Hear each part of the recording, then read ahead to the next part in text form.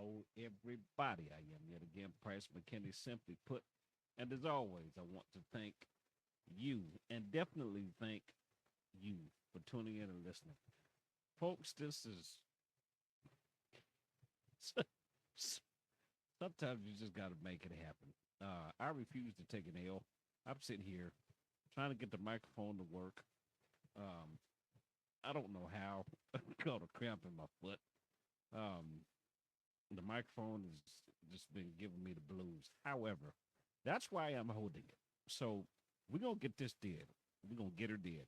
So anyway, this one's gonna be a little bit different. I'm gonna start this out with a brief story. So what had happened was I talked to sometimes I ask random people, how did you get together? How did you choose the person that you chose to be that one? So I asked this guy that I know, just random out of the blue, blindsided him. I wasn't even expecting it myself. How did you know your wife was the one? This dude looked at me and threw his hands up and said, I didn't know. I said, what do you mean? He said, I didn't know. She didn't know either. Said they went to the beach, made a decision, let's get married. And they did. Nobody was there but the person that officiated the wedding and one other witness. That was it. So grand total of four people, right? So then the next day, he and his wife had to evacuate because they were in Florida. A hurricane was coming. So they get married. They had to flee Florida and go to wherever they went afterwards.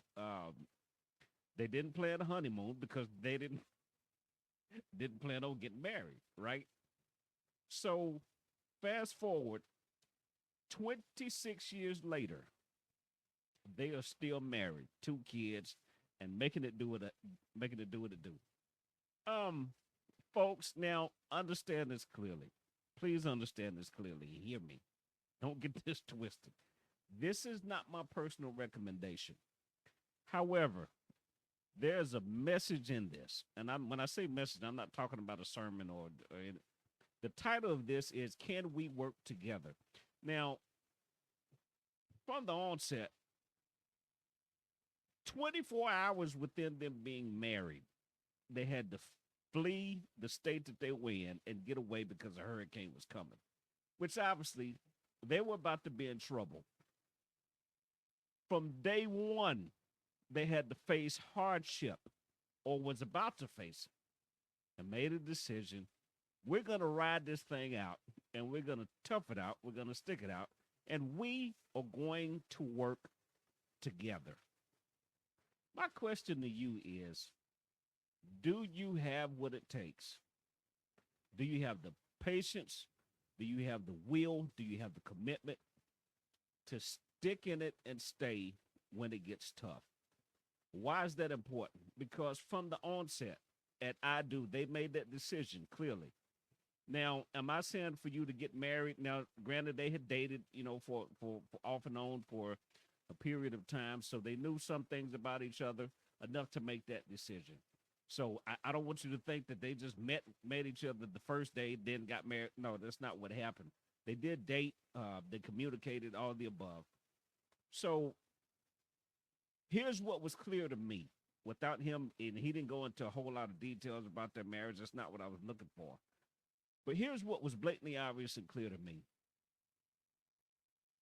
Most people, especially now, when they go into a relationship or they decide this is going to be my person, right?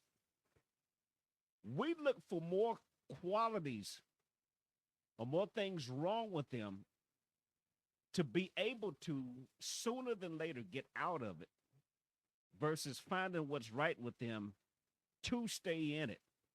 When you look at the relationships of our grandparents, our great grandparents, and I've said this before, they were built to last. They endured hardship. They stuck together. They made it work. And more often than not, with little or nothing, had multiple kids. Typically, but way back then, only the husband worked, the wife stayed at home. But they did what it took to make it happen. And it wasn't just, oh, I love you, you love me, and it was a feeling. No, this was a commitment and a responsibility. So when you look at the dynamic of relationships now, most people look towards what's wrong with the person and automatically start disqualifying that person and start checking off what's on the list to determine this ain't it. So if you're not in a position such as myself, I'm leading by example here. I'm not in a position right now to grab somebody, take them in, and say, you know what, let's make this thing happen. Let's ride this thing off into the sun. That's not where I'm at right now. And you know why? Because not only can I not work with the other person, and it's not that I can't work with them, I'm working on some things within myself because of working with other people in other relationships. Am I saying those people are bad? Absolutely not. I learned some very valuable lessons, of which I'm applying today. One of those lessons is the same energy that I put into everybody else. And when I say everybody else, the other relationships that I've been in, 2 marriages, 2 other relationships of longevity, the same energy and time and effort commitment that I put into those, I'm putting that back into me so that on down the road, I can be in a position to where once I make the decision, okay, this is going to be my person, these things are already in place. So when the hurricane comes and we do have to take off, I'm not running one direction and she's not running the other. We're going to ride this thing out. Because once we get to that point, after spending time, after communicating, and here's the other thing, I want to say this too. Most people, and please understand this, most people, when they get in a relationship, when they enter into it, there is no objective or goal. It's just, this is who I want. This is what I want. He's got this. She's got that. We're going to do this. He's going to do that. She's going to do this. We're going to do that. But there's not really a goal that's set for the relationship. Yeah, you got your standards, but you don't have a goal. So if you don't have that, and I'm not saying that it won't work, but it does make it better. We set goals for everything else. We'll set goals for weight loss. We'll set goals for how much money we want to make, what kind of house we want to live in, what kind of car we want to drive, how many kids we want to have. We'll set goals in place to make all of that stuff happen. And more often than not, if you do set those goals, they will happen. But we don't set goals for our relationship or the relationship that we're in or looking to be in. So again, my question is, can we work together? If you're bringing me a whole lot of drama, if you're bringing me a whole lot of friction and frustration, that's not going to work. If the person that you choose is the complete total opposite of what you're trying to do and accomplish, and they're not trying to help you become better because they have a different objective, then it's okay to let that person go. It doesn't mean that they're a bad person. It doesn't mean that you're this great, grand, wonderful being, and yes, you are. But it doesn't mean you're so high and mighty that that they're below you. That's not what that means. It just means they're not it. That is one of the greatest and hardest lessons I've had to learn. It is okay for that person to not be it.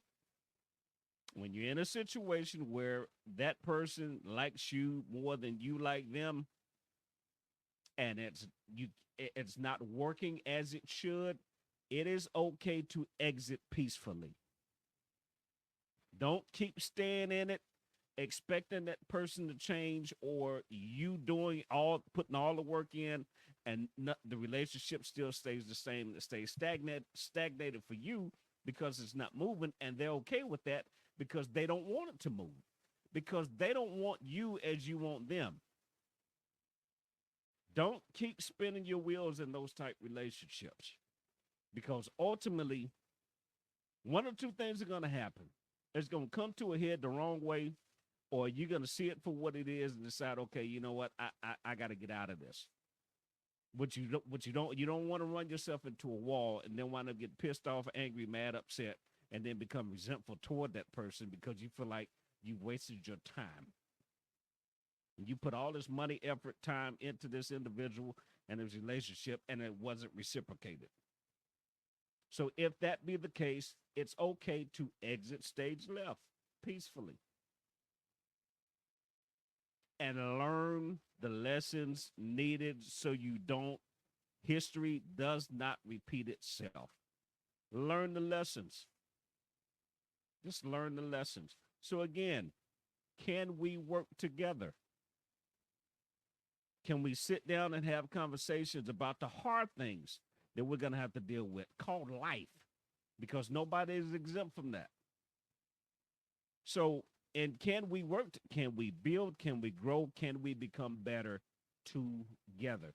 And if we're not improving, one is improving and the other is not, and you're just starting out with this thing, and you starting to see, okay, this ain't going the way that it should or the way you want it to, have that conversation, people, and be okay with that. Don't have these altered expectations and thinking that they're going to do exactly what you want them to do or become what you're trying to make them become. That's not always the case. It's billions of people on this earth right now. And there are a lot of single people.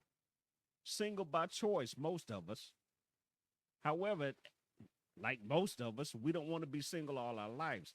So you got to put the work in. That work starts with you. And that's what I'm going to go into in the next video. That work starts with you. So can we work together? Can we make this thing happen? Can we take this? Can we come together and make each other better ultimately than where we are right now? So again, I'm Price McKinney. Simply put, I want to thank you so much for listening. Thank you for your patience. I've had to be patient with myself today. This is the Simply Put podcast. YouTube, Simply Put with Price McKinney. It's not rocket science. Facebook, same thing. Simply Put with Price McKinney. Instagram, same thing. So if you have not subscribed already, go to my YouTube channel. Again, Price McKinney, Simply Put podcast, and subscribe so you get the latest updates and notifications. Again, I'm not an expert. I just know what I know, and I promise you, I'll see you soon.